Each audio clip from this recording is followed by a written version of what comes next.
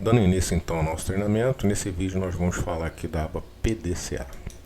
Então, em PDCA nós encontramos mais 4 abas. A primeira aba é a aba Planejamento. Aqui você vai então definir qual é o problema que precisa ser resolvido aí na sua empresa. Tá? Aqui você encontra os comentários, né, com a explicação do que deve ser feito em cada coluna, caso você tenha dúvida.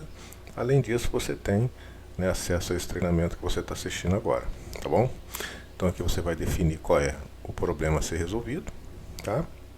E dentro de cada grupo, das respectivas causas, né, você vai identificar aqui quais são as causas de cada grupo que interferem diretamente na ocorrência desse problema, tá? Então você tem aqui as causas relacionadas aos materiais, causas relacionadas aos métodos, causas relacionadas à mão de obra, causas relacionadas às máquinas e equipamentos, causas relacionadas ao meio ambiente e causas relacionadas à medida, tá?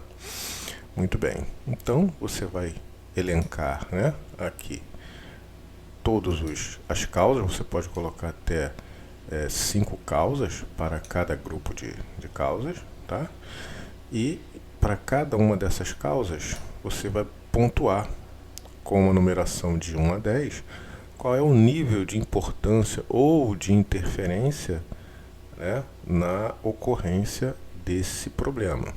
No nosso exemplo aqui, no grupo de causas relacionadas a materiais, aos materiais, nós temos aqui quantidade limitada de materiais, é um exemplo, né? Então essa quantidade aqui interfere, tem uma interferência baixa, uma influência baixa na concretização desse problema aqui, tá? O excessivo número de ferramentas, ele tem uma interferência número 2, de nível 2. Aqui, ferramentas muito depreciadas têm uma interferência de nível 3 no alto custo da produção. E aqui, o alto custo de matéria-prima, ele tem aqui uma interferência de nível 10, tá? Nesse problema aqui de alto custo de produção, tá bom? E esse mesmo raciocínio você vai aplicar às outras macro causas, aos outros grupos de causas, tá? Se em algum grupo não tiver nenhuma causa, você não coloca nenhuma causa, ok? Perfeito. E aqui embaixo a média, ele vai gerar uma média, tá?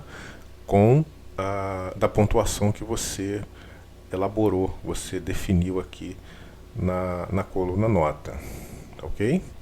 A próxima aba é a aba do, que é a execução, tá? Aqui você vai elaborar o seu plano de ação.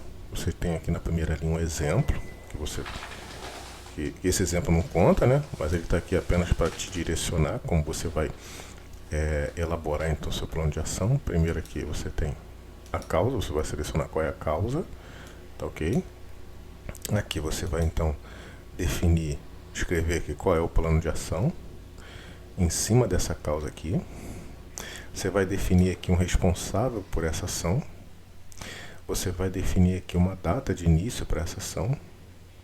E aqui na coluna prazo em dias, você vai definir um prazo, uma quantidade de dias a partir dessa data, para que essa ação seja realizada, concretizada, tá?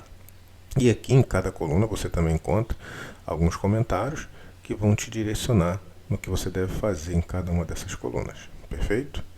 A próxima aba é a aba cheque, e aqui na aba cheque você tem uma verificação do plano de ação. Você encontra aqui na primeira coluna a respectiva causa, tá? Essa aba que essas colunas que estão na cor cinza, ela contém fórmula, então você não precisa fazer nada nessas colunas, tá? Então, a segunda coluna é a coluna plano de ação, que foi o plano que você elaborou, definiu na aba execução. O início, tá? É a data de início que você definiu na aba execução. O fim é a data que efetivamente foi concluída essa ação. Então você vai registrar essa data aqui manualmente, certo? Muito bem. E aqui você tem a coluna status, que ela contém fórmulas, que com base na quantidade de dias que você definiu lá no plano de ação, ele vai te dar um feedback aqui, né? Se está em andamento, se está vazia, porque ainda não terminou. Depois que você colocar o prazo, por exemplo, se eu colocar a data de hoje, né, ele vai me dar um feedback que essa ação aqui ela foi concluída com atraso, ok? Muito bem. E se ela foi concluída no prazo, ele vai te dar um retorno aqui de que a ação foi concluída no prazo, ok? Perfeito. Então aqui, ó, se a ação ela ocorreu conforme planejado, você vai selecionar sim ou não, certo? Se não, você vai colocar não. E aqui, ó, é um indicador, né? Você vai informar aqui se a ação contribuiu para resolver o problema, né? Ela contribuiu para resolver o problema? Se sim, você coloca sim, se não, você coloca não. Ok? E aqui um campo livre para observação para você escrever o que você precisar escrever aqui. Tá bom? A próxima aba é a aba Action, né?